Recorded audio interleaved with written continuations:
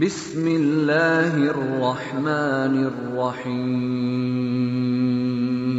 জাহান্নামের খড়ি হবে মানুষ ও পাথর। অকুদহান না আসলে হেজারা। জাহান্নামের খড়ি হচ্ছে মানুষ ও পাথর। আপনি বলতে পারেন আব্দুর রাজ্জাক সাহেব, মানুষ না হয় পাপ করেছে জাহান্নামে যাবে, পাথর কি করলো যে তাকে জাহান্নামে দেওয়া হবে? যারা পাথরের মূর্তি তৈরি করছে, মাটির মূর্তি তৈরি করছে, এদেরকে বোকা মারানোর জন্য, অপমান করার জন্য এইসব মূর্তিগুলিকে জাহান্নামে দেওয়া হবে। পাবনা মেন্টাল হাসপাতালের পিছনে ঠাকুর অনুকূল চন্দ্রের মূর্তি আছে। এই মূর্তিকে জাহান্নামে দিয়ে বলা হবে, নেও, তোমার নেতাকে তো দিয়েছি জাহান্নামে, তোমাকেও দিচ্ছি, তুমি ঠেকাও দেখি। আপনার মতো আপনি বলতে পারবেন, কান্নাকাটি করতে পারবেন, বাপের জন্য কিছু বলতে পারবেন। আবারও বলে দিচ্ছি, কিছুই যদি জানা না থাকে মুখে বলবেন, আল্লাহ আমার বাপকে ক্ষমা করো, আমার বাপ একজন মানুষ, ভুল ত্রুটি থাকতে পারে। এভাবে বলতে বলতে বলতে বলতে আপনার চোখের পানি এক সময় ঝরঝর করে ঝরবে বাপের ভালোবাসায়, কবরের শাস্তির থেকে বাঁচানোর আশায়। তখন আল্লাহ বলবেন, লোকটা আসলেই তার বাপের জন্য ক্ষমা চাচ্ছে, আচ্ছা ঠিক আছে যা। কিন্তু বলে কে? বলছে সবাই মিলে গেছে। আর ওই বোকার কি করেছে হিসাব, বাচ্চাগুলি বুদ্ধিও কম, শিক্ষকভাবে চালাচ্ছে। বলছে যে কোরআন মাজিদ পড়ে আমার বাপের কবরে বক্সিয়ে দে। আর ওটা তুমি কোরআন মাজিদ পড়লে তা আমার বাপের কবরে বক্সাবে কি করে? ধর্ম কেউ বুঝে না ভাইজান, বুঝা প্রয়োজনও মনে করে না, অথচ বুঝা প্রয়োজন ছিল। জাহান্নাম কথা বলতে পারে, তাহাজ্জাতিন নার ইয়াউমাল কিয়ামা, তাহাজ্জাতিন নার।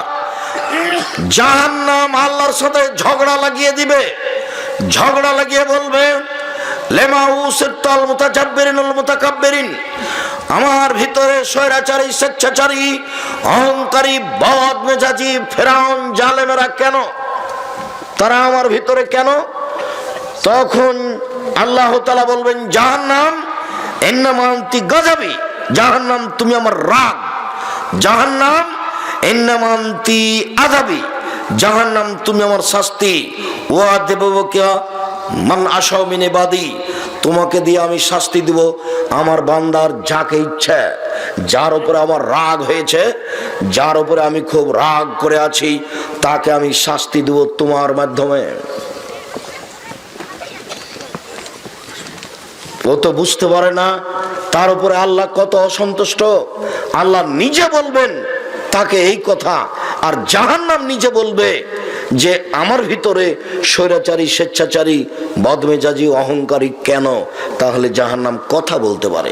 ফাস্তাকাতুন নার ইলা রাব্বিহা, জাহান্নাম তার প্রতিপালকের কাছে অভিযোগ করলো, অভিযোগ করে বলল, রব্বি আকালা বাঁচি বাজান, আমার কিছু অংশকে ধরে খাচ্ছে, এই দিকের আগুন ওই দিকের আগুনকে ঝাপটা মেরে ধরে খাচ্ছে, আপনি কি আমার একটু কথা শুনবেন? ভেতরের শাস্তি কি লাঘব করা যাবে? আল্লাহ তখন বললেন, আচ্ছা ঠিক আছে, ফাওজানা বিলাফজা নাফসান, আমি তোমার অভিযোগ শুনে নিলাম, তোমাকে আমি 2টি শ্বাসের অনুমতি দিলাম। এক এলাকা থেকে একবার শ্বাস ছাড়বে, গরম এলাকা থেকে শ্বাস ছাড়লে পৃথিবী 6 মাস গরম থাকবে, আর ঠান্ডা এলাকা থেকে একবার শ্বাস ছাড়লে পৃথিবী 6 মাস ঠান্ডা থাকবে। অথবা যখন তুমি শ্বাস নিবা তখন পৃথিবী 6 মাস ঠান্ডা থাকবে, আর যখন তুমি শ্বাস ছাড়বা তখন পৃথিবী 6 মাস গরম থাকবে। এ কথা রাসূল সাল্লাল্লাহু আলাইহি ওয়াসাল্লাম বলেন, এ কথা আল্লাহ বলেন।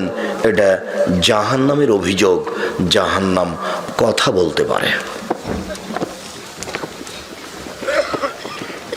জাহান্নামের খড়ি হবে মানুষ ও পাথর।